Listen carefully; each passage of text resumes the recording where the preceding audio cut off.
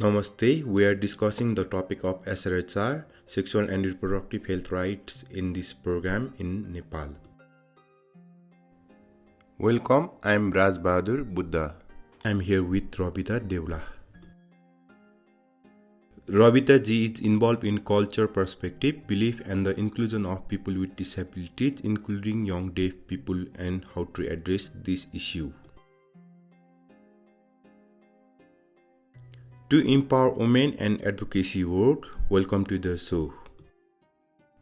Thank you very much for inviting me. The topic of SRHR is very important right now. We are excited to exchange the experience on this situation, especially concerning women and youth with disabilities. It's not just about the disabilities only, but also about everyone in Nepal who faces these barriers.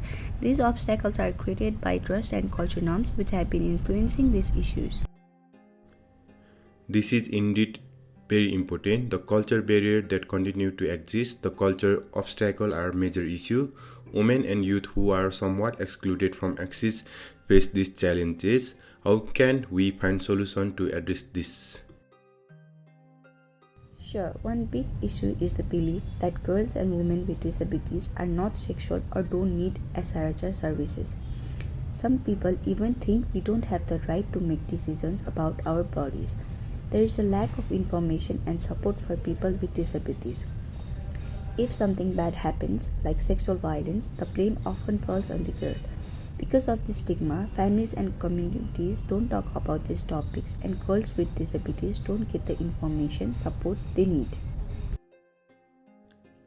That's so upsetting. How do you have a personal story that shows what this challenge look like?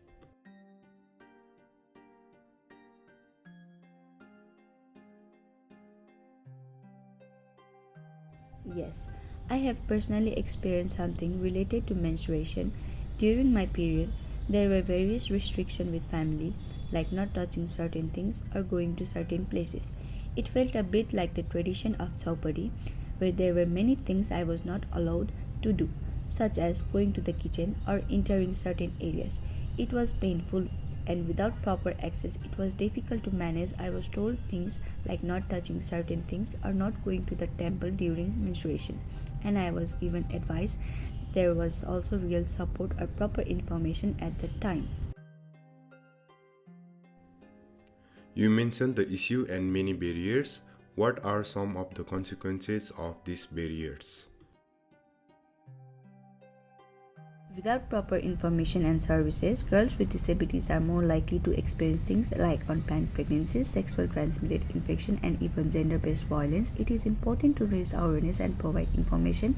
Moving forward, we must share knowledge and work towards lasting solution in the future.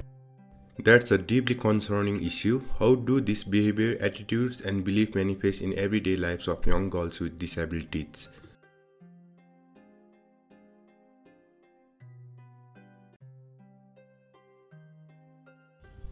That's a good question. There's a lack of information and guidance. While some families and schools communicate, many schools do not provide accessible awareness on SRHR, pregnancy, or safe abortion education for people with disabilities. Communication barriers make sharing information even harder, adding to these significant challenges. What you are saying is correct. What change or plans are needed to break these barriers and empower young girls with disabilities?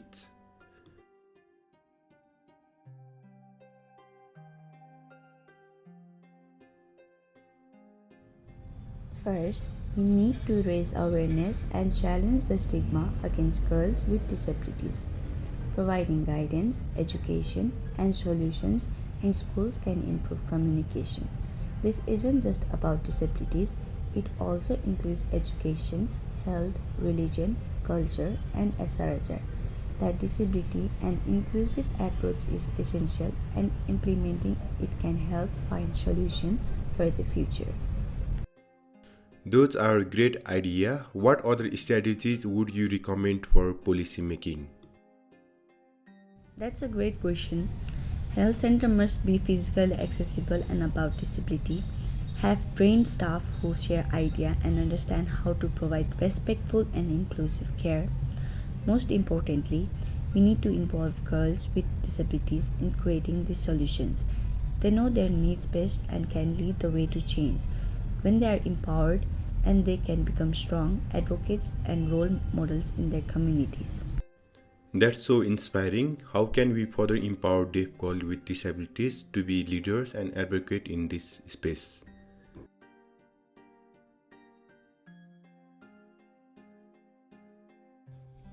Information about women with disabilities must be accessible, and awareness must be mandatory. They should be educated and able to share their experiences.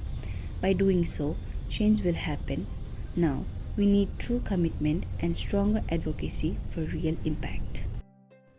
That's an excellent point. What role do policymakers play in this responsibility?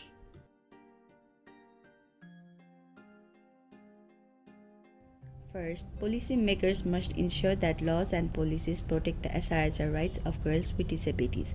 Many changes are needed and solutions must be found. The key is to establish legal protection. Once in a place, progress will be possible. Those are fantastic suggestions. It's clear that a multi-pronged approach is needed to tackle this deeply rooted culture and traditional barrier. How can it solve this problem?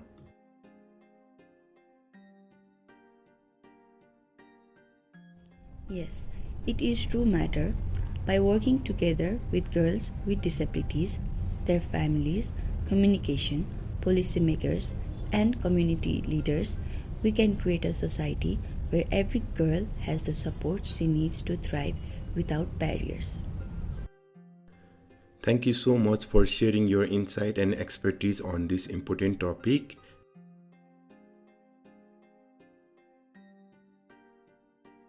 I am sure our listeners have gained a deeper understanding of this challenge and potential solution.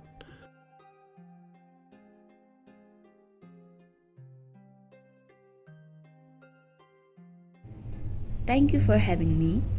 I'm hopeful that with continued advocacy and collaboration, we can create a more inclusive future for all girls with disabilities in Nepal.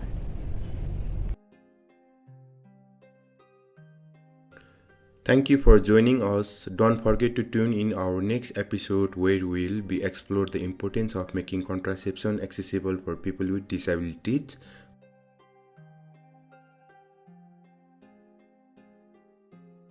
Until then, stay informed and keep supporting inclusivity.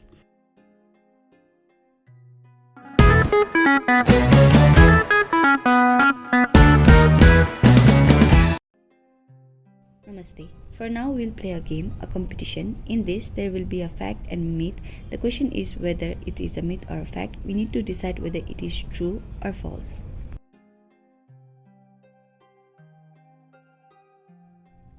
Let's start. The statement is deaf women no longer need sexual and reproductive health education because is there very little data connecting them? This is a myth. No, it is necessary. Women with disabilities need sexual and reproductive health right education because it is a matter of their right. They need to receive the same education as others to address their specific needs.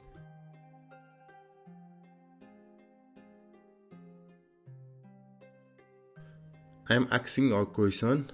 Do women with disabilities need SRHR service, and should this service be made accessible for equal empowerment?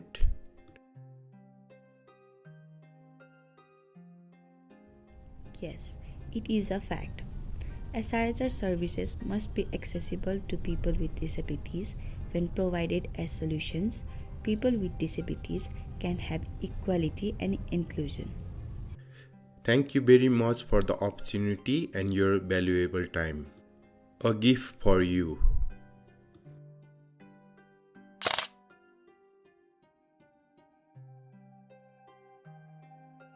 Sign up applause.